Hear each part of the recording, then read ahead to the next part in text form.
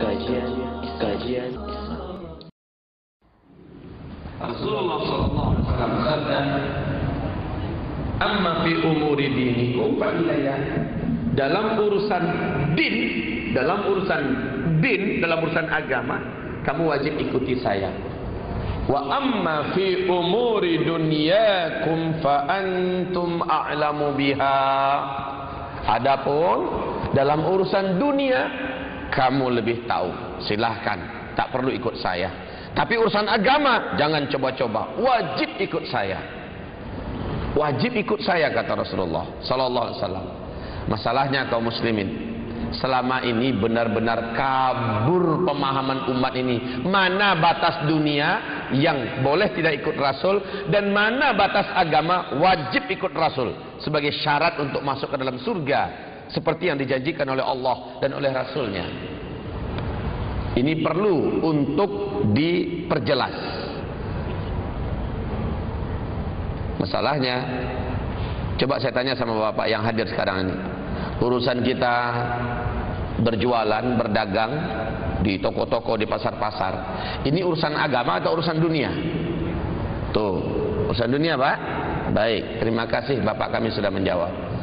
Urusan kita di kantor-kantor itu urusan agama atau urusan dunia? Juga urusan dunia. Secara umum kan begitu yang dipahami oleh orang. Urusan kesehatan, berobat, kedokteran, ini urusan agama atau urusan dunia? Lagi-lagi orang akan menjawab urusan dunia. Benar tidak begitu? Ini adalah distorsi pemahaman yang nyata pada umat akhir zaman ini. Mereka menyangka itu adalah urusan dunia. Padahal Syekh Islam Ibnu Taimiyah menyebutkan urusan dunia ma yata'allaku bitaqniyat. Apa yang berhubungan dengan teknologi itu adalah urusan dunia, tidak perlu ikut Rasul. Tapi di luar daripada itu adalah urusan agama, wajib ikut Rasul sallallahu alaihi wasallam. Baik. Secara garis besar, para ulama ahlus sunnah wal jamaah yang bermanhaj salaf menjelaskan urusan agama ini meliputi 5 dimensinya. Meliputi 5 dimensi. Kelima-limanya ini wajib ikut Rasulullah sallallahu alaihi wasallam. Kelima-lima ini wajib ikut Rasulullah sallallahu alaihi wasallam. Pertama, ma yata'allaq bil umuril aqdiyah. Ini urusan agama ini. Wajib mencontoh dan meneladani Rasulullah. Apapun yang berhubungan dengan perkara-perkara akidah, itu urusan agama tuh, Pak. Akidah Hindu, akidah Buddha, akidah Konfusius, ya, akidah ateis, atau akidah masyarakat kebanyakan, kepercayaan-kepercayaan, keyakinan-keyakinan, yang mana yang akan diikuti? Yang dari Rasul atau yang dari Hindu, dari Buddha, dari masyarakat kebanyakan? Yang mana? Jika kita ingin merujuk kepada ungkapan Rasul, ikuti aku, wajib ikuti akidah versi Rasulullah sallallahu alaihi wasallam. Karena urusan akidah, urusan agama, dan kita ingin masuk surga. Jalan masuk surga itu adalah wajib mengikuti Rasul. Dalam hal ini, apapun keyakinan, kepercayaan, akidah-akidah yang beredar di tengah masyarakat mesti ditimbang balik, mesti ditimbang balik, diukur mirip enggak dengan yang diajarkan Rasulullah. Kalau menyimpang, sesuaikan. Bagaimana yang menurut Rasulullah, itu saja yang dibatasi. Kaum muslimin yang kami muliakan, contoh dalam masalah akidah ini yang beredar di masyarakat umum saja baru. Contoh, ada keyakinan masyarakat tentang masalah roh. Roh kalau sudah menghembuskan nafas terakhirnya, keluar dari badan, maksudnya berpisah. Ada keyakinan masyarakat, roh itu selama 3 hari 3 malam masih ada di ruang kamar, di mana jasadnya istilahnya di situ meninggal. 3 hari 3 malam masih di situ. Nanti 3 hari setelah kematian, roh itu bermain-main dari dalam rumah ke kamar. Setelah 40 hari dari kematian, roh itu dari halaman luar ke dalam rumah, bolak-balik begitu. Berikutnya, setiap Kamis malam Jumat, rohnya datang melihat keluarga. Ini ajaran siapa yang macam itu tuh? Rasulullah kah yang punya keyakinan demikian? Dan Rasul mengajarkan begitu? Tidak. Ternyata yang diajarkan Rasulullah tentang masalah roh adalah firman Allah di surat Al-Mu'minun. Ketika dijelaskan bahwa wa min waraihim barzakh ila yaumi yub'atsun. Allahumma arhamna bil Quran. Siapapun yang meninggal dunia, rohnya masuk ke alam barzakh. Barzakh itu adalah dinding gaib yang maha kokoh, yang tidak bisa ditembus. Dari sini tidak bisa kemari, dari sini juga tidak bisa kemari. Itu namanya barzakh. Dia tidak bisa dilihat, tetapi tidak bisa ditembus. Jadi seluruh orang yang meninggal dunia, kalau sudah menghembuskan nafas terakhirnya, jasadnya tetap tertahan di alam yang duniawi ini. Kemudian rohnya masuk ke alam yang sudah menembus dinding tebal ini. Sedetik pun roh ini tidak bisa lagi menghubungi orang yang masih ada di dunia, atau melihat orang yang ada di dunia. Ini akidah Ahlus Sunnah wal Jamaah yang diajarkan oleh Allah dalam Al-Quran dan dalam Sunnah Rasulullah yang sahih. Jadi tidak boleh kita percaya adanya penampakan roh si anu yang sudah meninggal. Atu anu, guru besar dulu zaman Pajajaran segala macamnya, muncul kembali menampakkan diri. Itu bohong semuanya. Nah, keyakinan kita yang selama ini nggak karu-karuan tentang masalah roh, penampakan roh, penasaran, apalagi. Jadi kaum muslimin itu acara-acara di TV itu acara pembodohan betul nih kepada umat. Acara di TV ya, di mana adanya roh yang orang gantung diri dulu di sini, orang yang mati disiksa di zaman Belanda sering menampakkan diri. Ini semuanya pembodohan. Kalaupun memang ada, itu adalah jin-jin dan setan yang ingin menyesatkan anak cucu Adam ini. Lalu menyangka dan mengumumkan bahwa kami adalah roh yang dulu telah dibunuh, yang dulu telah ini. Ada orang yang wanita diperkosa lalu gendut perutnya lalu dibunuh, gantung diri semacamnya, kemudian dia mengganggu masyarakat, bla bla bla bla. Dalam akidah kita tidak ada. Orang yang sudah mati masuk rohnya ke alam barzakh, sedetik pun tidak akan bisa berhubungan dengan makhluk yang ada di dunia. Ini malah yang lebih menyesatkan, ada ilmu panggil roh, ilmu bela diri yang bisa memanggil roh orang yang sudah mati. Merapalkan bacaan-bacaan tertentu, masuklah roh Bruce Lee, kemudian keluarlah jurus-jurus Bruce Lee. Masya Allah. Bagaimana kalau 100 orang belajar ilmu Bruce Lee, ya, kemudian memanggil roh Bruce Lee, masuk semuanya serentak, banyak betul roh Bruce Lee. Dan ini penyesatan kaum muslimin. Orang yang sudah mati saja. Mereka tidak ada tempat roh itu satu di antara dua. Al-Mala'ul A'la bersama roh orang-orang soleh sebelumnya, atau di Asfalas Safilin. Ini penjelasan Syekh Islam Ibnu Taimiyah. Asfalas Safilin, dalam perut bumi mereka disiksa pagi dan petang, siang dan malam, sampai datangnya hari kiamat. Di atas mereka yang di Mala'ul A'la bergabung dengan roh orang-orang soleh sebelumnya, dan disenangkan, dimanjakan di taman-taman surga sebelum kiamat datang. Makanya bagi orang beriman, ruhnya diletakkan di Raudhah min Riyadil Jannah, satu taman di antara taman-taman surga. Tetapi para penjahat, orang-orang kafir, ahli maksiat di muka bumi, maka ruh mereka dicampakkan ke dalam perut bumi, mereka disiksa di situ siang dan malam, pagi dan petang. Hufrah min hufarin niran, dimasukkan ke dalam salah satu lubang di antara lubang-lubang penyiksaan neraka, dan dia merasakannya sampai hari kiamat. Nggak ada cerita mereka balik-balik ke dunia. Ini akidah dalam urusan roh, baru itu dalam urusan roh.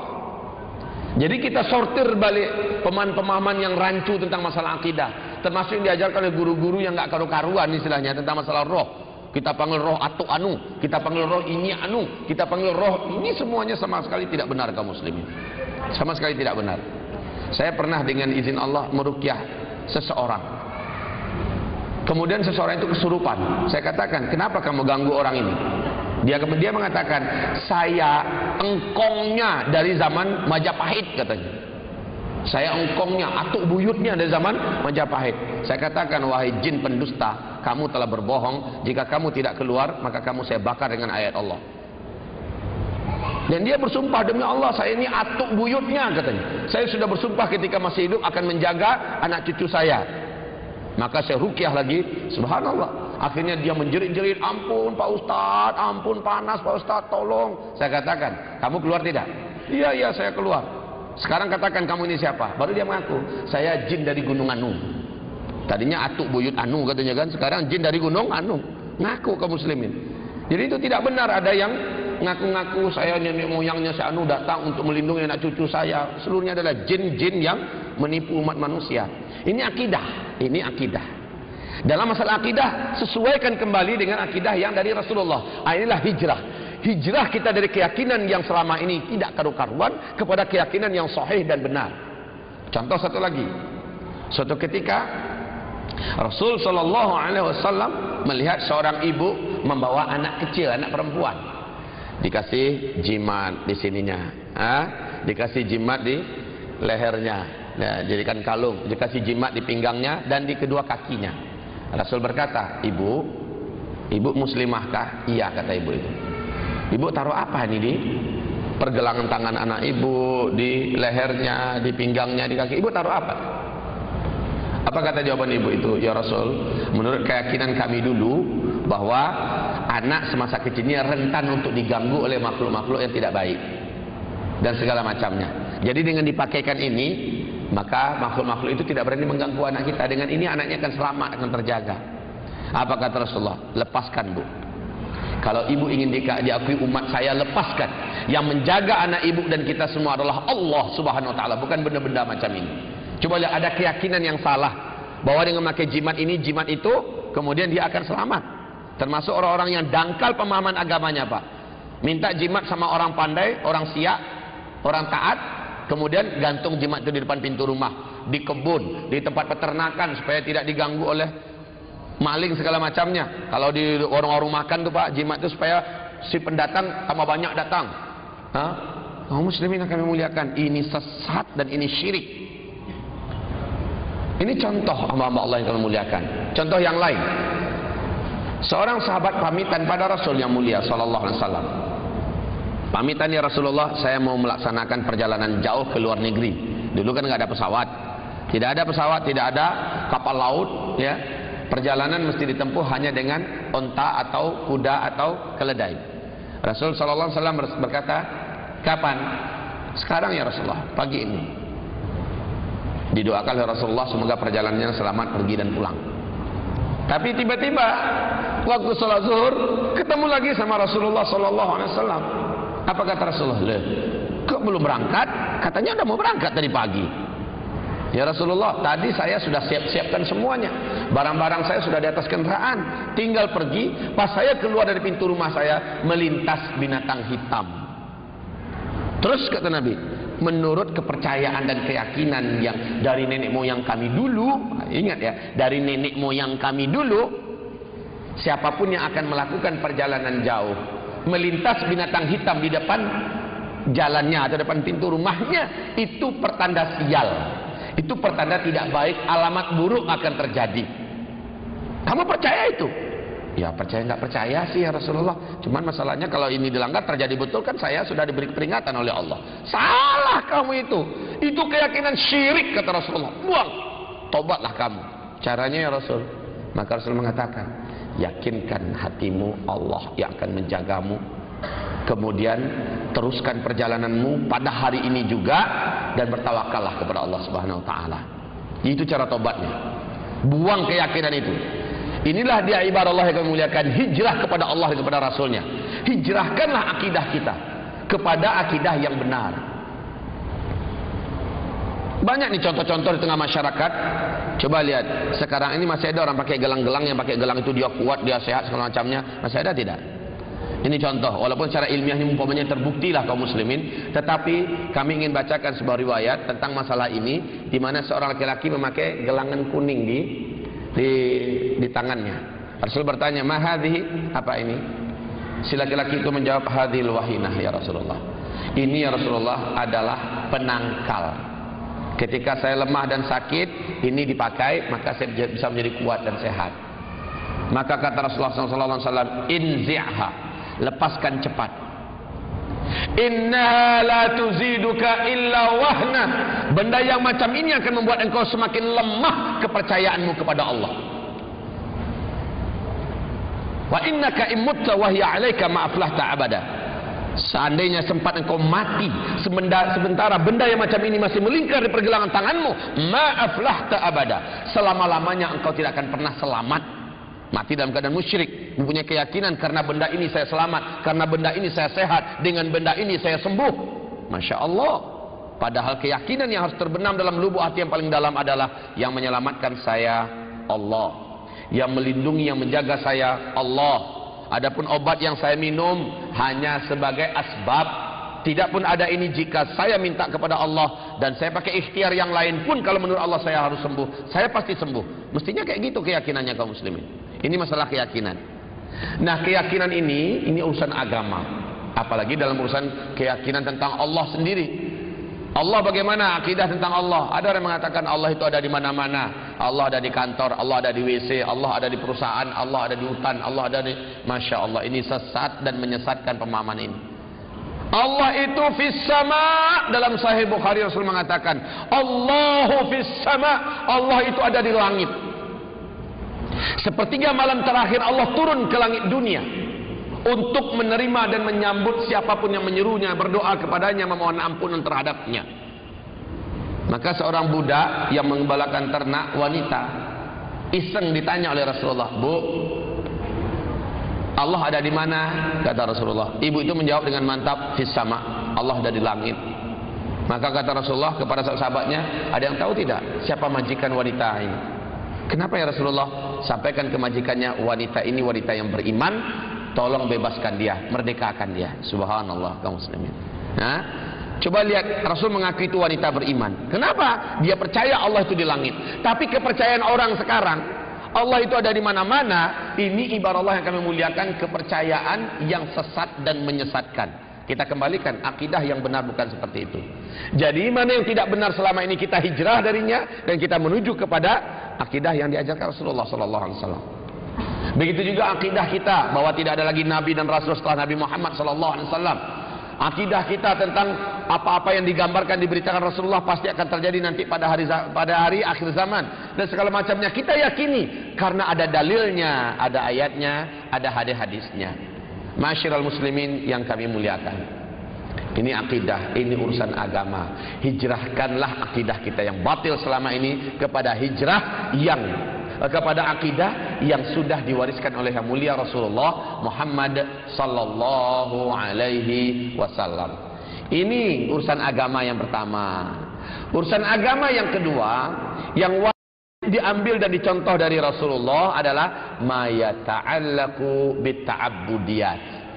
Ya, apapun yang berhubungan dengan masalah ibadah, masalah amalan-amalan, itu urusan agama kaum muslimin. Apapun yang berhubungan dengan masalah ibadah, masalah amalan itu urusan agama. Kalau begitu wajib dicontoh, diambil dan ditiru dari Nabi Muhammad sallallahu alaihi wasallam. Tinggalkan, hijrahlah dari amalan-amalan yang tak ada sumbernya dari Rasulullah. Di dalam Sahih Bukhari dan Sahih Muslim Rasul bersabda, "Man amila amalan laisa alaihi amruna fahuwa raddun." Siapapun yang melakukan amalan yang kami tidak mencontohkannya, kami tidak memberikan pedoman tentang amalan itu dan tidak ada perintah dari kami, fahuwa raddun, amalan itu ditolak oleh Allah Subhanahu wa taala. Kalau begitu, amalan wajib hanya terbatas kepada yang dicontohkan, yang diajarkan, yang diperintahkan oleh Rasulullah sallallahu alaihi wasallam. Mungkin ada yang punya alasan nanti, "Ustaz, yang penting kan bagus Pak Ustaz. Saya contohkan ini, Pak, salat subuh berapa rakaat Pak? 2 rakaat kan? Sekarang saya bersemangat nih. Saya lagi bersemangat. Saya merasa tidak cukup salat subuh itu 2 rakaat. Saya ingin tambah 2 rakaat lagi. Saya baru bangun tidur, pikiran lagi fresh, badan juga lagi kuat-kuatnya. Apalagi tadi sempat mandi setengah jam sebelum salat subuh, rasanya begitu enak salat subuh ini. Masa cuma 2 rakaat, saya mau tambah 2 rakaat lagi. Bagus enggak Pak? Ini kan sholat nih, bagus enggak? Kenapa enggak? Ini kan sholat, saya enggak melakukan yang salah. Betul Pak? Diterima Allah enggak? Dapat pahala enggak saya? Begitulah kaum muslimin, ketika kita sepakat mengatakan tidak. Sebab apa? Sebab sesuatu amalan itu dalam urusan agama ini, apapun amalannya, yatawaqqafu alal ittiba', tergantung kepada mengikut kepada Rasulullah. Ada dibuatnya, kita buat. Tidak dibuat Rasulullah, itu yang disebut dengan mengarang-arang, mengada-ada dalam urusan agama, yang dikenal dengan istilah bid'ah. Dan seluruh yang bid'ah itu adalah sesat. Seluruh kesesatan tempatnya hanya di neraka. Contoh real nih Pak, contoh real. Kan sekarang terlalu banyak amalan yang dibuat-buat, yang dikarang-karang, ternyata dalilnya dari Al-Quran tidak ada, dari hadis-hadis Nabi yang sahih juga tidak ada. Contoh realnya apa? Di zaman sahabat terjadi ini ketika Abu Musa al-Ash'ari ketemu dengan Abdullah ibnu Mas'ud, semoga Allah ridha kepada mereka berdua. Dilihat wajah Abu Musa al-Ash'ari ini pucat, seperti orang baru saja menyaksikan sesuatu yang sangat-sangat mengerikan. Abdullah ibnu Mas'ud bertanya, wahai sahabat Rasul yang mulia, kenapa engkau begitu pucat begini? Apa kata Abu Musa al-Ash'ari? Demi Allah, jika anda melihat apa yang baru saja saya lihat, pasti anda akan mengingkarinya. Apa yang engkau lihat? Kata Abdullah bin Mas'ud. Lihat di aula sana. Lagi ngapain masyarakat di sana? Coba lihat di aula sana. Maka tidak sabar hati Abdullah bin Mas'ud pun bergegas menuju ke tempat itu. Ketika dia masuk ke aula, terbelalaklah biji kedua bola matanya. Apa yang disaksikannya? Orang lagi berkelompok-kelompok, Pak. Ini kelompok berkeliling membentuk halaqah. Situ kelompok lagi membentuk halaqah. Situ ada kelompok lagi membentuk halaqah. Halaqah itu bulatan, seperti orang yang akan makan, mengelilingi makanan bersama-sama ya. Sini ada 5-6 orang, sudah ada 4 orang, 5-6 orang istilahnya. Ngapain mereka? Ternyata mereka sedang ini kerekel-kerekel 100 biji. Lalu baca subhanallah, subhanallah, subhanallah, subhanallah, subhanallah. Yang lain juga megang krekel. Alhamdulillah, alhamdulillah, alhamdulillah, alhamdulillah, alhamdulillah. Selesai nanti Allahu Akbar, Allahu Akbar, Allahu Akbar, Allahu Akbar. Dengan krekel itu mereka berzikir kepada Allah Subhanahu wa taala. Bagus enggak, Pak, Ibu? Bagus tidak ini amalan mereka? Bagus tidak? Siapa yang bilang enggak bagus? Ini kan zikir. Saya mau tanya ini kepada kita bersama. Menurut kita bagus enggak? Mereka kan tidak merumpi, tidak menggunjingkan orang lain, dan juga tidak ngomong kosong. Bagus gak gitu? Subhanallah, subhanallah, subhanallah, pakai bantuan krekel begitu loh. Ini benar-benar nih, sejarah ini Masya Allah nih kaum muslimin yang memuliakan. Terjadi kepada dua sahabat yang mulia, Abu Musa al-Ash'ari dengan Abdullah bin Mas'ud. Kalau menurut pikiran orang sekarang, lah kan itu bagus. Ternyata melengking suara Abdullah bin Mas'ud. Apa yang kalian perbuat ini? Kata Abdullah bin Mas'ud. Membuat terkejutlah seluruh mereka yang ada di ruangan itu. Dan melihat ternyata guru besar mereka, Abdullah bin Mas'ud, sahabat Rasul yang mulia. Wahai guru, seperti yang kau lihat, kami sedang berzikir. Apa kata Abdullah bin Mas'ud dengan masih suara tinggi? Belum lagi lapuk pakaian Rasulullah, belum lagi hancur tongkat Rasulullah, belum lagi musnah perkakas rumah tangga Rasulullah, kalian sudah berani melakukan apa yang Rasulullah tidak lakukan. Semakin heran mereka, guru, bukankah kami melakukan zikir seperti yang kau lihat, yang kau dengar? Kami tidak sedang mempergunjingkan orang, kami tidak berkata-kata kosong atau bersenda gurau yang tidak ada manfaatnya, kami sedang berzikir. Jawaban Abdullah bin Mas'ud, masalahnya cara kalian berzikir tidak sama seperti caranya Rasulullah sallallahu alaihi wasallam berzikir. Rasulullah itu berzikir pakai jari, sementara mereka berzikir pakai krekel. Dimulai dari situ, kalau itu dibenarkan, maka semuanya akan berkembang. Akhirnya ibarat Allah yang memuliakan, mereka melakukannya tidak seperti cara yang Rasul kerjakan. Makanya dengan ini para ulama ahlu sunnah wal jamaah sepakat, syarat untuk diterimanya amal itu ada dua. Ikhlas karena Allah, ini yang pertama. Yang kedua sesuai dengan yang dicontohkan oleh Rasulullah sallallahu alaihi wasallam. Coba lihat. Beberapa tahun yang lalu ada ajaran salat diterjemahkan langsung. Masih ingat? Diberitakan di televisi kan? Allahu Akbar, Allah yang maha besar.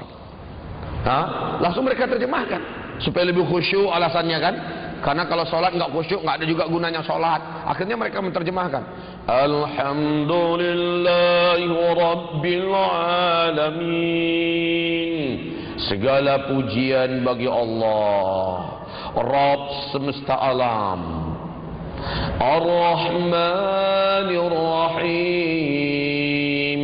Mereka terjemahkan Allahu Akbar, Allah yang maha besar. Baca lagi, bacaan ketika ruku diterjemahkan langsung. Masya Allah. Menurut mereka bagus, menurut mereka.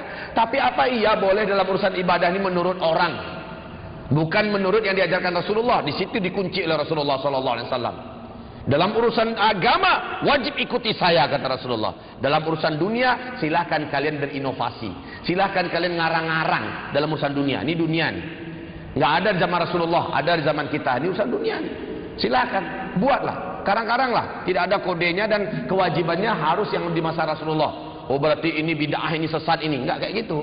Ini dunia nih, teknologi. Ya, pesawat segala macam itu teknologi.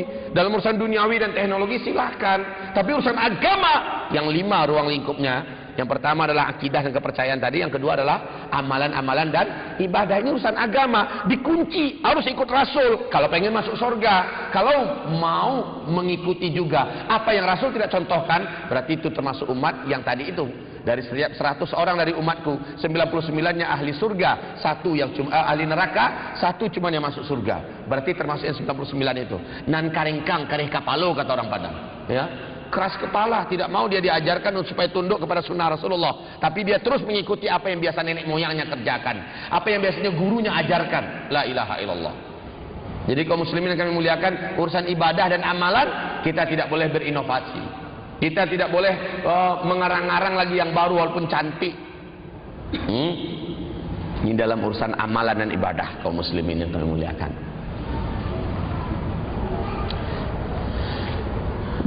Ini 2. Yang kedua, dan dalam hal ini Imam Ahmad memberikan sebuah hadis. Hadis ini menurut Syekh Albani dinyatakan kesahihannya dengan riwayat yang berbeda-beda, matan yang berbeda-beda. Apa kata Rasulullah? Ma min syai'in yuqarribukum bihi ilallah wa yudkhilukumul jannah. Tidak ada sesuatu amalan pun juga yang bisa membuat kamu dekat dengan Allah, lalu kamu dicintai oleh Allah. Wa yudkhilukumul jannah, dan bisa menyebabkan kamu masuk surga. Illa qad amartukum bihi, melainkan seluruhnya telah aku ajarkan kepada kamu. Wa ma min syai'in yub'idukum 'anillah wa yudkhilukumun nar. Tidak ada sesuatu pun juga amalan yang bisa membuat kamu jauh dari Allah, dibenci oleh Allah, dan kamu bisa masuk neraka, melainkan aku telah peringatkan kepada kamu seluruhnya. Jadi sudah lengkap. Makanya ketika Allah menurunkan ayat terakhir tentang masalah syariat dan sebagainya, al-yauma akmaltu lakum dinakum wa atmamtu alaikum ni'mati wa raditu lakumul islama dina. Hari ini dalam Haji Wada ini, 80 hari setelah itu Rasulullah SAW meninggal dunia. Hari ini agama telah sempurna, ajaran dan amalan juga telah rampung, Al-Quran juga telah selesai. Agama ini telah sempurna. Jadi kalau masih ditambah-tambah, dikarang-karang lagi, berarti memfitnah Allah itu namanya. Bahwa ajaran agama ini masih kurang, perlu dibuat-buat yang baru. Kan begitu artinya. Apakah kita tega untuk memfitnah Allah, menuduh Allah yang tidak? Tidak. Hamba-hamba Allah yang kami muliakan. Jadi urusan amalan, urusan ibadah-ibadah itu adalah urusan agama. Kalau begitu wajib ikut Rasul bagi yang ingin masuk surga. Tapi bagi yang mau terus melestarikan apa yang tidak ada sumber dan dalilnya, padahal itu adalah amalan dan ibadah, dia menyangka itu tidak apa-apa, itulah contoh umat Nabi yang tidak mau masuk surga. Syarat masuk surga adalah patuh, mengikuti dan menurut, itu saja. Contoh Pak, Bapak punya rambut. Bapak punya rambut. Rambut itu tumbuhnya di bagian kepala kita. Ibu juga punya rambut.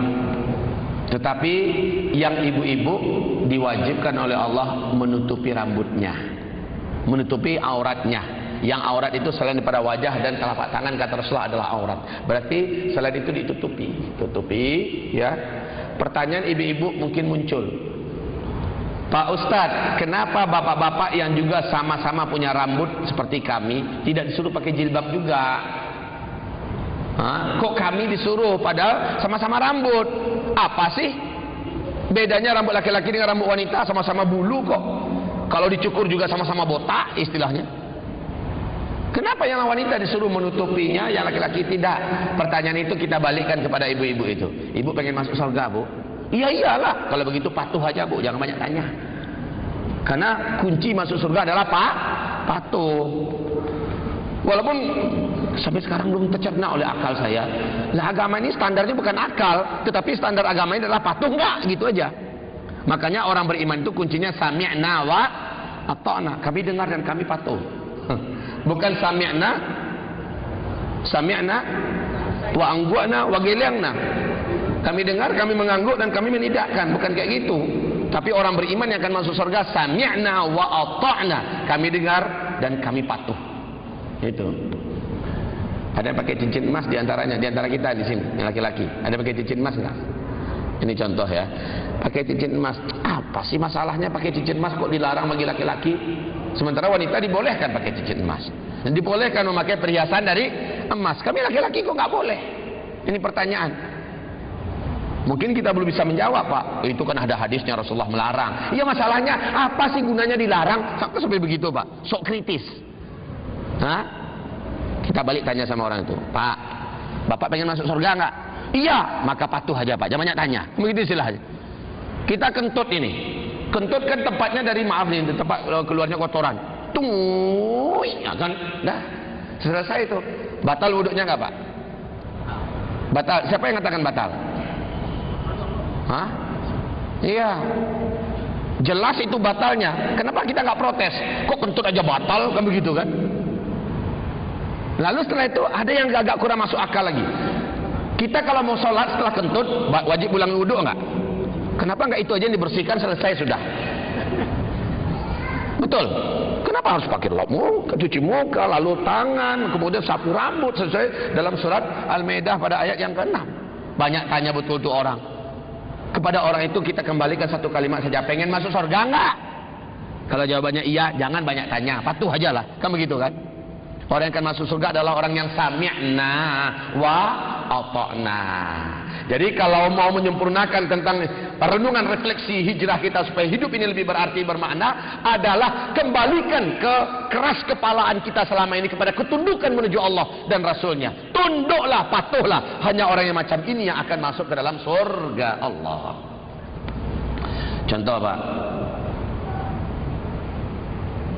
Kenapa orang-orang yang biasa memakan riba dengan cara pinjamkan uang ke orang lain 50 juta, nanti dikembalikan dalam 1 tahun seharga 60 juta, berarti dia mendapatkan 10 juta. Lalu kita katakan itu riba. Ini ayatnya, surah Al-Baqarah ayat 275. Apa katanya? Saya ini kan pakai duit saya pinjamkan kepada dia, saya sudah membantunya, dan dia dengan sukarela senang hati memberikan kepada saya kelebihan 10 juta selama 1 tahun. Kalaupun saya investasikan, mungkin lebih daripada itu pendapatan saya. Saya sudah menolong dia dan saya juga tertolong olehnya. Dana saya boleh dipakai 50 juta. Kalau dia pinjam ke bank mungkin juga lebih daripada itu. Kan begitu kan? Kaum muslimin, ini banyak alasan betul orang ini. Yang jelas, apapun namanya peminjaman yang dipinjamkan, lalu kita mengambilkan keuntungan yang lebih daripada itu, maka ini kelebihan itu disebut dengan riba. Ini diharamkan. Maka ada orang yang protes, kok bisa diharamkan? Inilah dia gaya yang Allah ceritakan di surat Al-Baqarah ayat 275 tentang masalah riba. Apa kata orang-orang yang biasa berinteraksi keuangannya dengan cara riba? Innamal bay'u mislur riba. Jual beli itu sama dengan riba katanya. Kan uang juga yang diputar tuh. Beli bahan, beli sebagai modal, lalu dijual dapat untung. Ini juga pinjamkan uang ke orang, kan sama-sama kita punya modal nih. Pinjamkan uang ke orang, kemudian uang itu diputar orang dan kembali kepada kita. Sama dengan kita berjual beli, sama-sama dapat untung. Orang tertolong, kita juga beruntung. Makanya para pemakan riba biasa memakai logikanya. Ternyata sekali lagi, para calon ahli surga tidak boleh mempertanyakan sampai sejauh itu. Cukup bahwa riba diharamkan, jual beli diperintahkan, selesai, titik. Satu contoh yang sederhana di masa Rasulullah. Rasul kan menganjurkan agar berkurban. Ada sahabat yang berkurban dengan 2 ekor kambing tapi kurus-kurus. Dengan 2 ekor kambing kurus-kurus. Kata Rasul, kenapa engkau tidak berkurban dengan 1 ekor jadilah tapi gemuk berdaging daripada 2 ekor kambing kurus-kurus? Sebenarnya kan capek aja tuh, Pak. Nyembelih kemudian ngulitin, hasilnya sikit begitu kan? Daripada 1 ekor menyembelihnya simpel, kemudian ngulitinnya juga cuma 1 ekor kok tapi dagingnya banyak, kan begitu? Kenapa engkau tidak berkurban dengan 1 ekor kambing saja tapi gemuk? Oh begitu ya Rasul? Iya kata Rasul. Baik. Dia pergi ke pasar. Tak lama kemudian dia bawa seekor kambing yang gemuk besar. Nah gini dong kata Rasulullah. Yang kayak gini nih kalau mau dikorbankan untuk mendekatkan diri pada Allah kayak gini. Tapi sebentar kata Rasul. Yang 2 ekor kurus tadi kemana?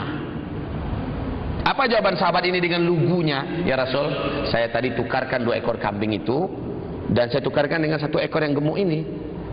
Apa kata Rasulullah? Balik kamu ke pasar sana, ambil balik 2 ekor kambing kamu, jual dulu, beli yang ini, kata Rasul. Coba lihat hasilnya sebenarnya sama tidak? Hasilnya sama nggak? Jual 2 ekor yang kurus itu, lalu hasil dapat uangnya, belikan yang gemuk, kasihkan ke Rasulullah supaya dijadikan kurban. Sebenarnya sama nggak? Tapi Rasulullah mengatakan, cara kamu tadi menukarkan 2 dapat 1 itu riba, kata Rasulullah. Itu riba. Jual dulu, belikan dengan penjual itu, belikan yang gemuk ini. Itu yang syar'i. Jadi itu yang cara yang kedua adalah jual beli. Cara yang pertama dengan main tukar saja itu adalah riba. Kalau kita ingin memainkan lagi rasio kita, kayaknya membuat sulit aja, kan gitu kan? Kayaknya membuat sulit aja. Hidupnya yang simple lah. Maka dijawab lagi pada orang yang semacam itu cara berpikirnya. Oi Bu Yuang, apakah kamu ingin masuk surga? Kalau dia menjawab iya, maka patuhlah. Makanya kata Nabi, seluruh umatku pasti akan masuk surga kecuali yang enggak mau. Ya Rasulullah, siapa yang tidak mau? Rasul mengatakan, umatku yang tidak mau masuk surga adalah orang yang tidak patuh. Yang mau masuk surga adalah orang yang patuh. Subhanallah. Makanya Pak, zaman sekarang itu ada semacam nukar beras raskin, ditukar dengan beras berkualitas. Beras raskin 50 liter, nanti ditukar dengan beras berkualitas 30 liter, ya. Tukar guling saja begitu. Ini diharamkan dalam agama, ini termasuk riba.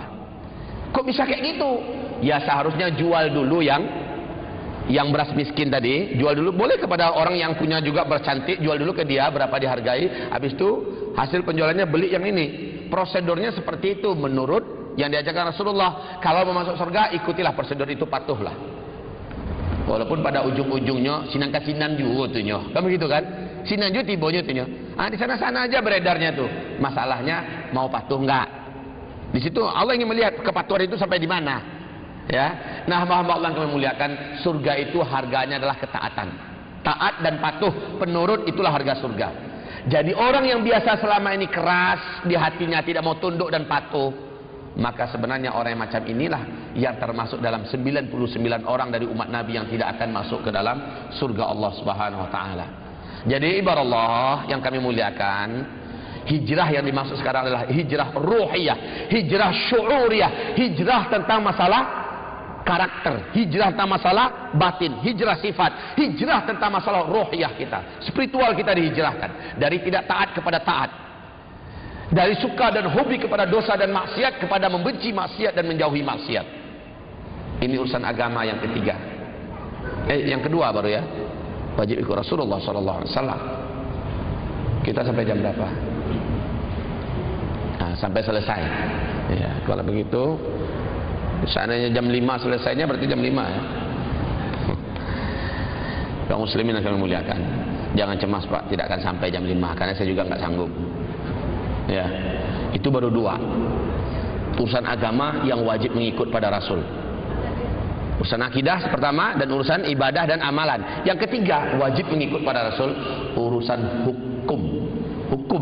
Hukum itu ada 2, hukum yang sifatnya syar'i fikhi dan hukum yang sifatnya kawanin, ya, pidana dan perdata. Siapa yang mencuri, apa hukumnya, itu masalah pidana dan perdata. Yang di atas hukum fikih. Apa hukum fikih itu? Halal, haram, sah, batal, makruh, sunnah, ya. Itu adalah masalah hukum fikih. Itu urusan agama. Minuman yang terbuat dari dari tomat yang dijus hukumnya haram. Itu urusan agama itu mengeluarkan fatwa begitu. Mana dalilnya? Kita tanyakan, mana dalilnya bahwa tomat kalau dijus jadi haram? Mana dalilnya? Pernyataan haram itu adalah urusan agama. Kalau urusan agama, rujuk kepada dalil. Dalil itu maksudnya ada nggak Rasulullah menyebutkan dalam Al-Quran atau dalam hadis? Kalau tidak ada, berarti ngarang-ngarang. Itu disebut dengan ngarang-ngarang, fatwa bid'ah namanya itu. Ya, berani mengatakan siapa saja yang ingin menikahi seorang wanita sementara kakak kandungnya masih menjadi istrinya, demi menyelamatkan wanita ini agar tidak menjadi pelacur, agar tidak dijual orang, agar tidak terlantar hidupnya, boleh karena niatnya baik. Pernyataan boleh itu juga pernyataan masalah hukum. boleh, tidak, haram, sah, batal. Itu adalah fatwa. Seluruh fatwa itu bersumberkan kepada Al-Quran dan hadis. Jika seandainya pandai-pandai saja dia mengeluarkan fatwa tanpa ada dalil, maka dia sudah ngarang-ngarang fatwa namanya. Nah, ini menyesatkan, dan orang macam ini tidak akan terhitung sebagai ahli jannah. Begitu juga tentang masalah hukum pidana perdata. Orang mencuri, maka dia ada hukumannya. Orang berzina, memperkosa, dia ada hukumannya. Menurut syariat, nggak boleh ngarang-ngarang hukum yang lain. Oh, di penjara aja sekian bulan cukup. Kalaupun dia di penjara di dunia, dia tidak akan lepas dari hukum Allah di akhirat. Orang yang belum dilaksanakan kepadanya hukum Allah di dunia, di akhirat dia tidak akan lepas daripada hukuman Allah Subhanahu wa ta'ala. Di alam barzakhnya pun dia harus merasakan azab kubur. Jadi sebenarnya pemerintah kita nih bersiko buat nasib mereka. Seandainya pemerintah tidak segera menjalankan hukum Allah, khususnya untuk umat muslim lah dulu, bahaya mereka, kasihan mereka. Di mana letak kasihannya? Dia harus bertanggung jawab nanti di hadapan Allah karena tidak menjalankan hukum Allah kepada hamba-hamba Allah yang ada di muka bumi Allah ini. Tugas pemerintah itu hanya mengontrol agar hukum Allah ini berjalan. Jika itu tidak dilaksanakannya, maka dia wajib memikul dosa berat yang akan memberatkannya di alam kuburnya, di padang mahsyarnya, dan dia akan merasakan hukum Allah di akhirat. Kaum muslimin yang kami muliakan, Ma'iz Al-Ghamidiyah berzina, padahal dia sudah punya istri, Pak. Dia berzina dengan seorang wanita yang dicintainya. Ternyata wanita itu juga sudah bersuami. Kalau menurut hukum agama Allah, seseorang yang berzina padahal dia sudah berumah tangga, apa hukumannya? Ar-rajmu hatal maut, ya kan? Dirajam sampai meninggal dunia. Gimana cara rajam? Dilempar pakai batu. Gini oh, sekuat tenaga, pak, begitu, pecah kepalanya kalau kena batu itu. Enggak kayak gitu kaum muslimin. Orang itu direndam badannya setengah badan, kemudian disediakan batu-batu di sekitarnya untuk tempat lalu lalangnya orang yang akan lalu lalang. Siapapun yang lewat di situ mengambil batu lalu melempar kayak orang melempar jumroh. Melempar jumroh kan begini kan? Nah, gitu. Ya, istilahnya dia matinya bukan karena batu yang nimpo, tapi karena lapar, haus, berhari-hari dia ya seperti itu, lemas dan meninggal dunia. Ya kalau seandainya batu-batu itu hanya bahagian kecil ya, istilahnya nggak begitulah ya, timpu-timpu. Kalau nggak percaya coba aja muslim. Ya, kaum muslim yang kami muliakan, dulu bukan kayak gitu, ambil batu segede bola kasti lalu ditimpukin gitu, 2-3 batu mati, nggak kayak gitu kaum muslimin. Tapi dia direndam setengah badannya, lalu hanya sebagai pelajaran bagi orang masyarakat banyak, jangan berzina, apalagi sudah berumah tangga. Nah, Ma'iz Al-Ghamidiyah melakukannya sembunyi-sembunyi, nggak ada yang tahu. Ternyata dia tahu siapa yang ingin bertobat tetapi ada berhubungan dengan hukum dari sebuah kejahatan dosa yang dilakukannya, dan hukum itu tidak diterapkan untuknya di dunia, di akhirat dia tidak akan pernah lepas daripada hukum itu. Tapi kalau di dunia dia sudah melaksanakannya dengan hukum Allah, di akhirat dia lepas daripada hukuman Allah dan bahkan diganjari surga. Maka Ma'iz Al-Ghamidiyah dalam penyesalannya yang serius dan dia ingin taubat nasuha, datang kepada Rasulullah, ya Rasulullah, tahirni, wahai Rasulullah, sucikanlah diriku, aku sudah melakukan dosa besar. Apa kata Rasulullah? Apa yang kau lakukan? Aku sudah berzina padahal aku punya istri. Rasul berkata kepada kawan-kawannya, ada yang kenal nggak di antara kalian siapa orang? Ya, dia orang mabuk nggak? Dia orang gila nggak? Maksud Rasul bertanya itu apa? Karena dia tahu resikonya bagi orang yang sudah berumah tangga lalu berzina, ngadu ke pengadilan agama, hukumannya adalah rajam, mati. Kan biasanya nggak ada orang yang mau tuh. Sementara dia ngaku, tahir nih, sucikan aku ya Rasulullah. Berarti ini mungkin saja nggak sehat nih otaknya. Apalagi Rasulullah memang menganjurkan kalau kita berzina, ya, dan belum ketahuan, dan kita sudah menyesal, bertobat nasuha, tidak usah diajukan tentang kasus perzinahan kita kepada pengadilan, tobat nasuha kepada Allah, sembunyikan itu seumur hidup. Maka kalau itu dilakukannya dia sudah terlepas daripada dosa-dosa. Tobat nasuha. Tapi kalau dia ingin mensucikan dirinya seperti dilakukan oleh Ma'iz, maka jaminan untuknya adalah surga. Jika ia tidak menceritakan, tidak mengapa, dia tidak berdosa. Kecuali kalau sudah ketahuan, Pak, sudah ketahuan dia berzina, diusut ke pengadilan, terbukti dia berzina, lalu dia menolak itu, tidak mau diterapkan kepadanya hukum Allah, hukum rajam, baru dia akan mendapatkan hukuman yang berat di alam kuburnya, di padang mahsyarnya, dan masukkan ke neraka. Nah, kaum muslimin sebenarnya ada keringanan, tapi laki-laki ini memilih untuk cerita, padahal nggak ada yang tahu. Dia cerita pada Rasulullah, saya sudah berzina ya Rasulullah, sucikan saya. Lalu apa kata Rasul? Mungkin kamu melakukannya dipaksa orang nggak? Enggak ya Rasul. Mungkin kamu melakukannya dalam keadaan nggak sadar, siapa tahu kamu lagi mabuk? Enggak ya Rasulullah. Kami melakukannya dalam keadaan sadar dan berulang-ulang. Begitu kata Rasul. Iya. Udahlah, pulang kamu dulu, merenunglah kamu malam ini, karena saksi kamu tidak ada. Ternyata tidak begitu mudah ya langsung aja main. Enggak Pak. Rasul memberikan sebuah jalan yang Masya Allah mengagumkan. Pulanglah kamu dulu, merenunglah dulu malam ini. Seandainya besok kamu tidak melapor lagi kepada saya, maka saya tidak akan memperpanjang urusanmu, dan kamu tidak akan saya panggil, selesai. Tapi kalau kamu datang, baru proses hukum berikutnya kita laksanakan. Baik ya Rasulullah. Semalaman suntuk tidak sabar Maiz ini untuk segera disucikan, karena dia takut meninggal dunia sementara hukum Allah belum diterapkan pada dirinya. Ini orang beriman Pak, Masya Allah ya. Besoknya datang lagi, ya Rasulullah saya yang kemarin. Gimana kata Rasul? Saya sudah bulat, tekad saya mantap, saya benar-benar ingin mensucikan diri saya dengan hukum Allah. Kamu tahu nggak hukum Allahnya apa? Tahu ya Rasulullah, rajman hatal maut, dirajam sampai meninggal dunia. Kamu siap? Siap ya Rasulullah. Masya Allah. Akhirnya dirajam, meninggal. Apa kata para sahabat? Aduh, buruk betul ujung hidupnya, matinya dan jangan dengan cara dirajam. Ditegur oleh Rasulullah para sahabat ini. Apa yang kalian katakan? Tahu nggak kalian? Taubatnya Maiz Al-Ghamidiyah ini dipuji oleh Allah di langit sana. Nilai taubatnya lebih berat daripada nilai seluruh langit dan bumi ini. Dan Maiz adalah ahli surga. Ya, subhanallah. Coba lihat Pak. Jadi melaksanakan hukum Allah di dunia menjadikan orang ini terjamin dengan surga Allah di akhirat.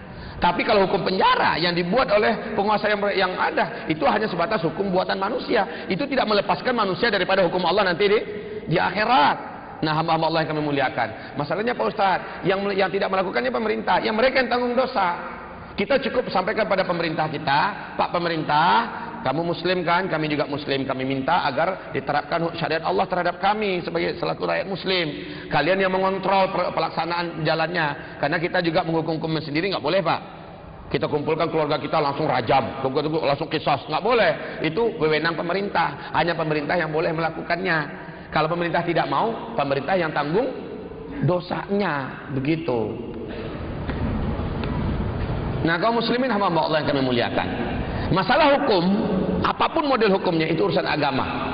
Jadi seseorang tidak diberikan izin untuk leluasa menetapkan sendiri hukum.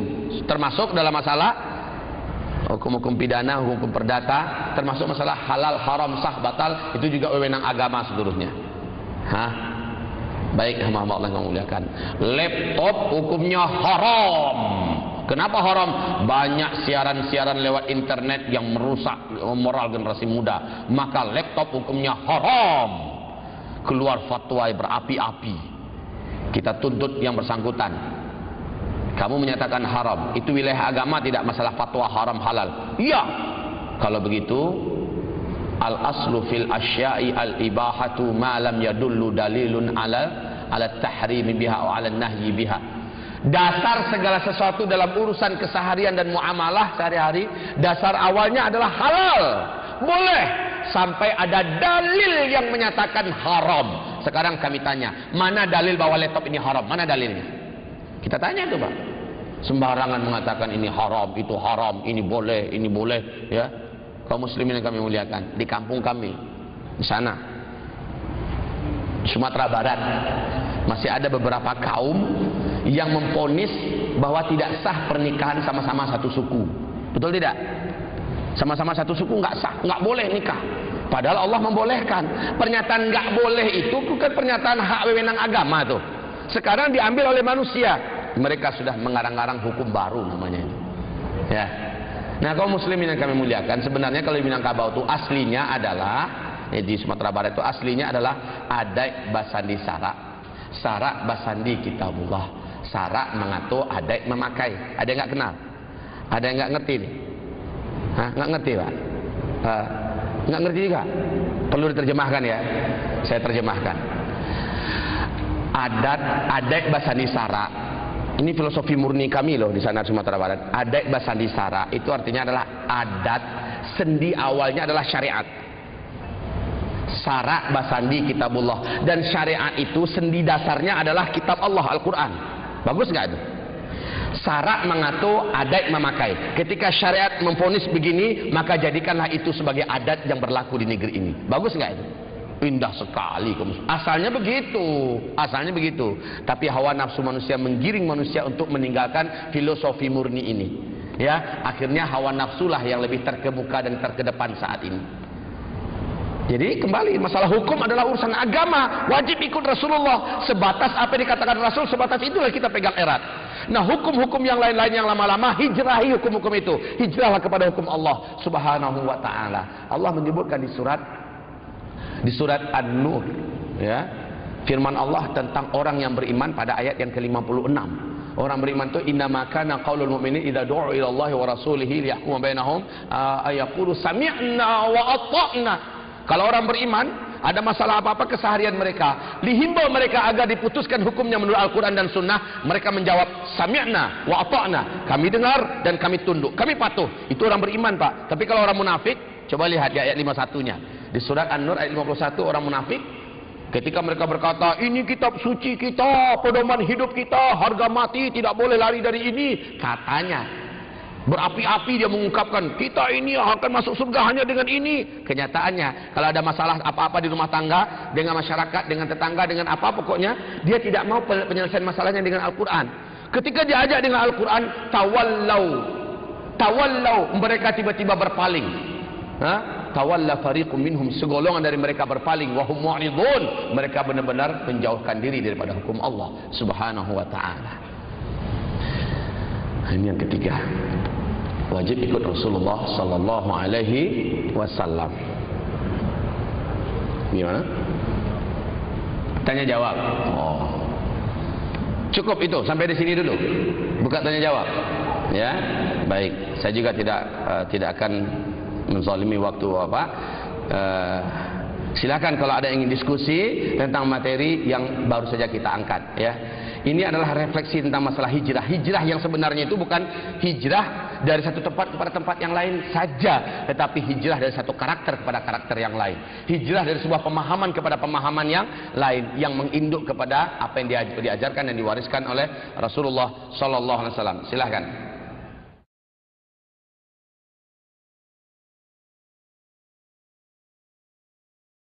Nah, kaum muslimin yang kami muliakan, para ulama ahlu sunnah wal jamaah dalam kitab Mawsu'atul Ijma' oleh Sa'di Abu Jaib, ensiklopedi fatwa tentang masalah yang sudah menjadi ijma' pada hari ini, maka mereka sudah sepakat mengatakan Syiah dengan berbagai sektenya yang ada adalah sesat dan menyesatkan. Mereka adalah kelompok yang telah diputuskan tentang kekufurannya, ya. Adapun Syiah Zaidiyah yang dulu itu sudah tidak eksis lagi pada hari ini. Seluruh Syiah kelompok-kelompok apapun yang ada dalam sekte Syiah, seluruhnya adalah sesat dan menyesatkan mereka di luar Islam. Maka amalan apapun yang mereka buat, seluruhnya tidak ada sumbernya dari Islam. Apalagi mereka dalam kitab-kitab induk mereka, di kitab-kitab induk mereka sudah mengajarkan sebuah vonis tentang bahwa apapun ajaran Ahlus Sunnah wal Jamaah wajib diselisihi, mulai dari bidang apapun. Makan salah seorang ayatullahnya di Iran sana, ketika ditanyakan tentang masalah bagaimana kalau kami, wahai Maulana, ya wahai Syekh kami, bagaimana kalau kami terdampar di suatu negeri yang tidak ada Syiah di sana, seluruhnya Ahlus Sunnah wal Jamaah, apakah yang harus kami lakukan bila kami menghadapi masalah?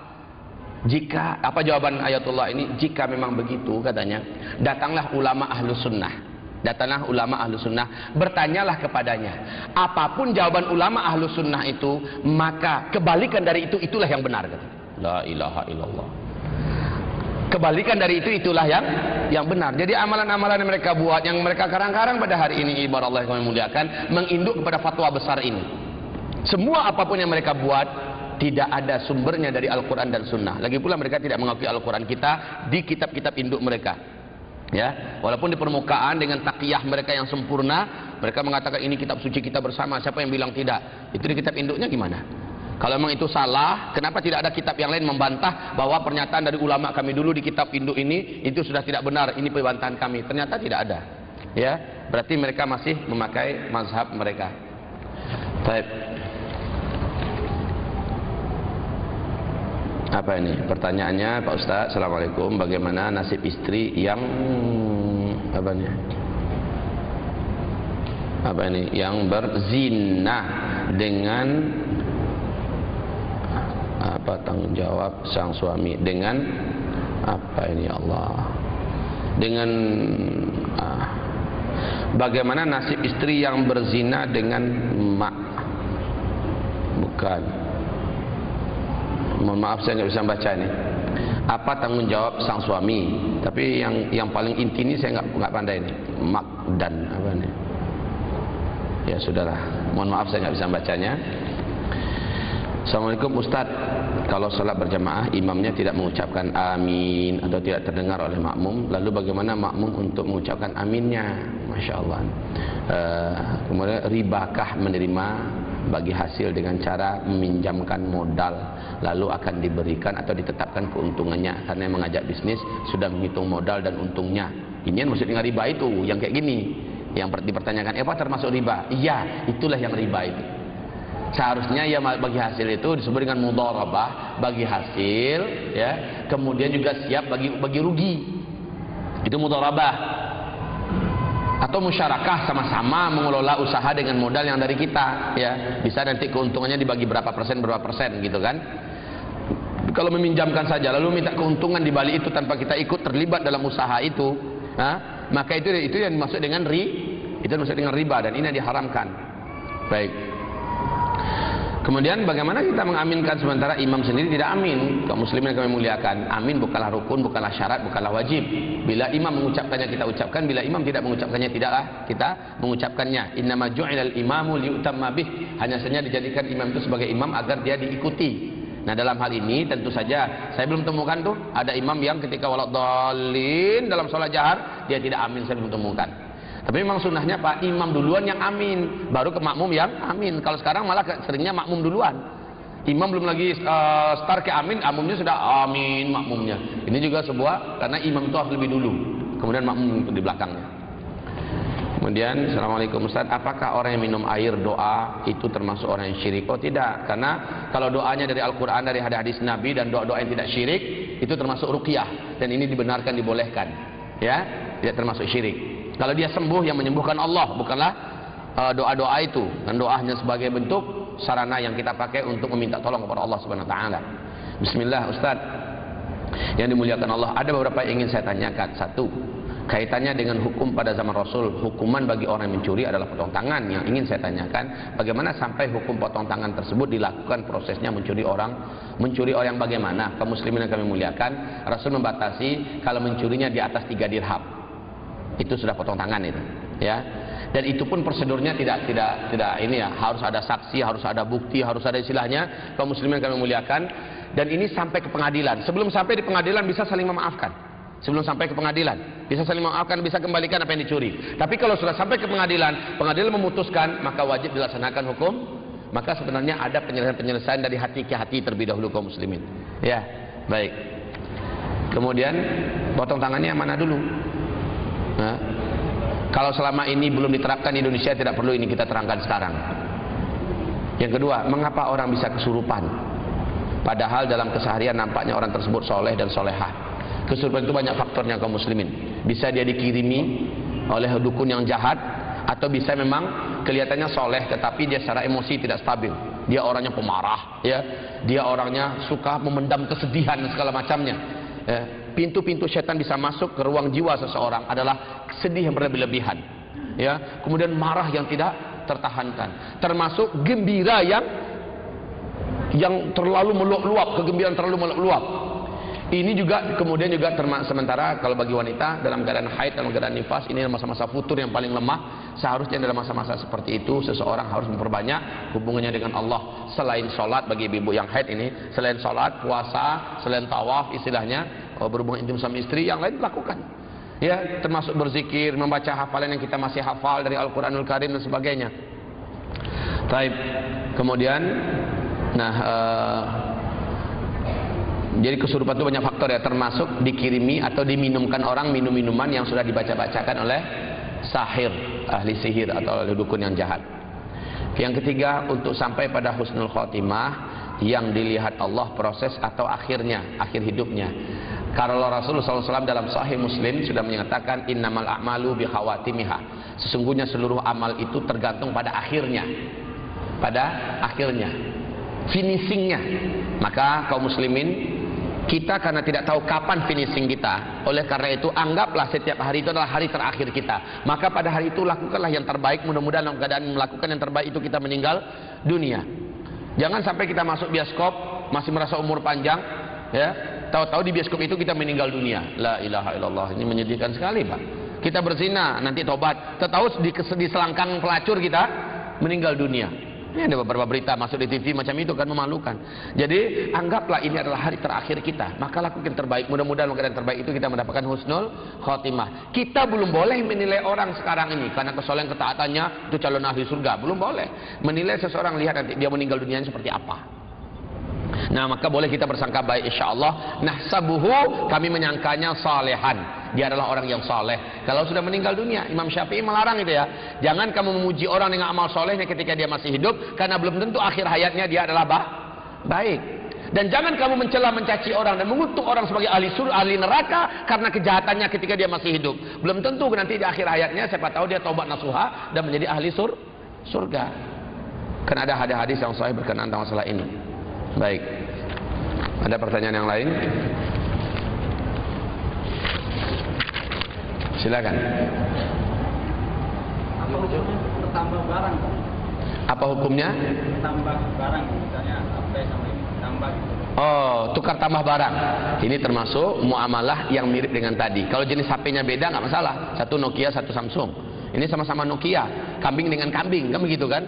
Sama dengan itu sebenarnya. Jadi yang paling aman itu bagaimana? Kamu belilah HP saya. Kita pergi ke konter nih, yang jual beli bekas HP, ya, HP bekas. Kemudian kamu belilah barang saya ini. Saya juga mau belanja dari kamu dari hasil penjualan itu. Belilah dulu ini berapa? Gitu aja. Oh, ditawar-tawarnya, ini saya mau 400, 500 lah. 400, kami nggak bisa lagi jual lebih daripada itu nanti. Paling-paling kami juga jual 450 katanya kan. Deal 400, sudah. Beli 400. Saya mau beli HP kamu yang ini. Berapa? Itu harganya ada berapa? 600. Berarti saya harus nambah 200 lagi dari 400 ini. Kan begitu kan? Sederhananya begitu. Proses patuh aja yang perlu ini dalam masalah ini. Kita kan mau yang simpel kan, cepat, tukar tambah yuk, gitu kan? Paham Pak? Ada yang lain? Khalas? Yakfi? Cukup ya. Jadi ketika kami menyampaikan materi ini, kajian ini yang perlu direnungkan oleh kita bersama, ada dua lagi yang belum kita uraikan yang masuk dalam ruang lingkup agama, dan yang dua ini sangat signifikan. Apa yang nomor 4-nya yaitu akhlak. Dalam urusan akhlak ini urusan agama. Hanya Rasul yang perlu ditiru dan dicontoh. Akhlak-akhlak buatan manusia ini bukan sesuatu yang perlu ditiru dan dicontoh. Kembalikan kepada akhlak Rasul yang mulia sallallahu alaihi wasallam. Baik akhlak makan, akhlak minum, akhlak segala macamnya, akhlak berpakaian, akhlak berjalan, akhlak mau tidur segala macamnya, ini akhlak. Wajib tiru dari Rasulullah karena itu urusan agama. Termasuk akhlak untuk meeting, akhlak untuk mendirikan sebuah majelis, mendirikan sebuah organisasi, yayasan segala macamnya, itu adalah urusan yang berkaitan dengan akhlak. Yang kelima adalah muamalah, dan muamalah ini yang paling luas. Hubungan manusia sesama manusia dalam urusan muamalah kaum muslimin. Baik itu pernikahan, ini muamalah ya, urusan ekonomi, perdagangan, jual beli, tidak tanggung-tanggung. Dalam Islam itu ada fiqhul muamalat, fiqhul bay', jual beli. Subhanallah, banyak kaum muslimin fikih muamalat ini diuraikan oleh Rasulullah SAW. Jadi urusan jual beli itu urusan agama, itu bukan urusan dunia, ya Pak ya, bukan urusan dunia, itu urusan agama. Rambu-rambunya ketat dari Rasulullah. Bahkan kata Ali bin Abi Thalib, man lam yafqah, siapa yang belum ada ilmu, belum bagus ilmunya tentang dunia pasar, dunia jual beli, maka jangan sesekali masuk ke pasar kami. Itu kata Ali bin Abi Thalib. Jadi kita mau dagang Pak, harus ada ilmunya menurut agama, apa yang haram, apa yang riba, bagaimana pinjam meminjam, bagaimana gadai menggadai segala macamnya, diurus oleh agama itu semuanya. Ya, begitu juga urusan pendidikan. Siapa yang boleh jadikan guru, siapa yang tidak boleh jadikan guru, apa ilmu yang boleh dituntut, apa ilmu yang haram dituntut, kemana kita boleh menuntut ilmu, bagaimana caranya segala macamnya. Ini semuanya dikunci oleh rambu-rambu Allah Subhanahu wa taala dalam Al-Qur'an dan Sunnah. Ya, tiru Rasulullah. Jual beli, pendidikan, ya. Kemudian juga masalah kesehatan, kedokteran. Ini masalah muamalah ini. Siapa yang boleh kita datangi untuk berobat, siapa yang haram untuk didatangi. Nah, kalau laki-laki sementara pasiennya wanita, bagaimana adabnya segala macamnya. Begitu juga kaum muslimin, obat apa yang boleh dikonsumsi, obat apa yang haram dikonsumsi. Dalam keadaan terjepit, terdesak, boleh enggak yang haram dijadikan. Itu ada rambu-rambunya semua kaum muslimin. Jadi urusan kesehatan, urusan kedokteran, ini termasuk urusan agama, bukan urusan dunia. Diatur oleh agama. Nah, pengen mau masuk surga, ikuti agama dalam hal ini. Tadawa wala tatadawa bil haram. Kamu berobatlah wajib, tapi kamu tidak boleh berobat dengan yang haram. Ini ada mengatakan air seni obat, ini ada mengatakan limpa apa, labi-labi atau ular itu darahnya bisa jadi obat. Masya Allah nih kaum muslimin. Ada yang mengatakan jantung babi itu bisa jadi obat. La ilaha illallah. Ada yang mengatakan boleh berobat ke dukun kalau udah terjepit, terdesak. Siapa yang mengatakan begitu? Waktu saya tadi live di Wesal TV subuh dari jam 5 sampai jam 7, ada pertanyaan begitu. Karena terjepit, karena terdesak, berobat ke dukun boleh enggak Ustaz? Sementara menurut medis tidak ada ininya, tidak dianalisa, semuanya baik-baik saja. Sementara orang ini merasakan ini itu segala macamnya. Saya katakan jangan pergi ke dukun selama-lamanya. Sedetik pun tidak boleh, apapun kondisinya. Karena datang ke dukun saja menghalangi pintu taubat dari Allah, pintu amal soleh kita diterima selama 40 hari. Apalagi melaksanakan perintah dukun. Maka dia laqad kafara bima unzila ala Muhammad sallallahu alaihi wasallam. Begitu juga dalam masalah seni, itu masalah muamalah. Masalah seni, masalah budaya, masalah agama itu kaum muslimin. Ya, masalah politik, masalah pemerintahan itu masalah agama. Bagaimana mengangkat seorang pemimpin, bagaimana menurunkan seorang pemimpin, bagaimana proses perang, bagaimana proses damai, itu muamalah semuanya. Muamalah ini yang paling luas. Dan ini wilayah kekuasaan Allah ini, wilayah muamalah ini. Artinya ada hukum dan aturan Allah di situ, jangan dibuang. Ketika Allah berfirman, udkhulu fis-silmi kafah, masuklah kamu ke dalam Islam ini secara kafah. Jadi ketika Allah mengajak kita untuk hijrah, hijrah total lah, tinggalkanlah calon-calon neraka yang akan kamu tempati itu, ya, menuju ke surga secara pasti. Tinggalkan keseluruhan yang Allah haramkan, menuju kepada apa yang Allah perintahkan. Inilah renungan atau refleksi hijrah yang sesungguhnya. Nah, kaum muslimin yang kami muliakan, apa guna umur bertambah sementara kita tidak bertambah dekat dengan Allah Subhanahu wa taala? Baik kaum muslimin yang kami muliakan, ketika Allah mengajak udkhulu fis-silmi kafah, kelima-lima ini kita masuki. Kelima-lima ini kita masuki.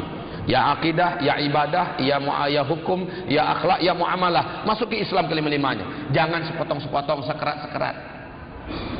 Saudara, saya kasih, kalau saya kasih uang satu koper, uang ratusan ribu penuh baru, masih diikat dari bank, saya kasih satu koper, itu mau nggak? Tapi isinya separuh semua. Mau? Kan nggak mau kan?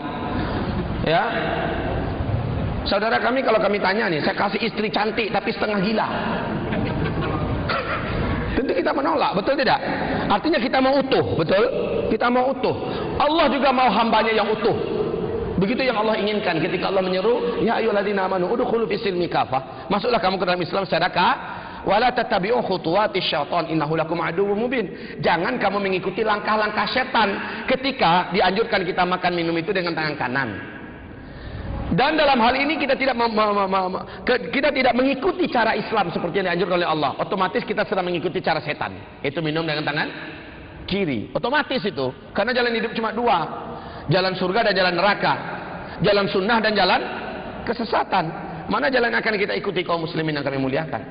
Ketika kita meninggalkan perintah Allah, syariat Allah, agama Allah, kita sedang memasuki syariat setan. Kita sedang memasuki jalan setan. Tidak ada yang lain itu.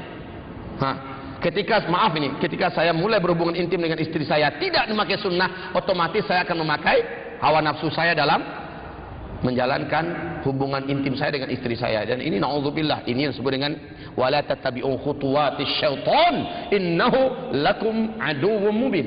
Janganlah kamu mengikuti langkah-langkah setan. Setan itu bagi kamu adalah musuh yang teramat nyata. Ketika kita tidak memakai Islam, otomatis kita memakai yang selain Islam, dan Allah tidak menerima hamba yang setengah-setengah begitu.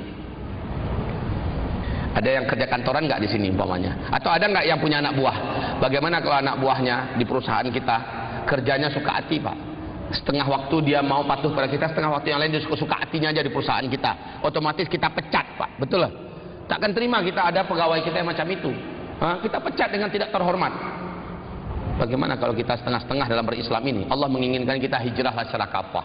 Allah menginginkan kita menjadi muslimlah secara kafah. Bila kita ingin masuk surga secara kafah. Apa enaknya sih masuk surga hanya sekedar kepala, di surga bagian badan di neraka. Ini na'udzubillah.